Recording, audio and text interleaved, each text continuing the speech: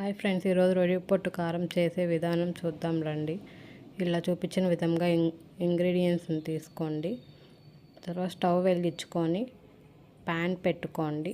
ప్యాన్లో 1 tea spoon oil వేసుకొని దానిలో గుప్పెడు ఎండుమిర్చి, గుప్పెడు కరివేపాకు వేసుకోండి. తర్వాత 1 టీ స్పూన్ జీలకర్ర, 2 టేబుల్ స్పూన్స్ ధనియాలు, 2 టేబుల్ స్పూన్స్ మినపప్పు వేసుకోండి. అవి పక్కకి తీసాక ఒక 50 గ్రామ్స్ రొయ్యపట్టు వేసుకోండి. అది బ్రౌనిష్ షేడ్లో వచ్చాక తీసేసుకొని చల్లారాక కొంచెం మిక్సీ జార్లోకి వేసుకోండి. ఒక పాయ మొత్తం చిన్నుల్లిపాయ రెబ్బలు వేసుకోండి. తగినంత ఉప్పు వేసుకోండి. తర్వాత మిక్సీ పట్టుకోండి. వేడి వేడి అన్నంలోకి ఈ కారం వేసుకొని తింటే చాలా బాగుంటుంది. ఒకసారి మీరు కూడా ట్రై చేసి చూడండి.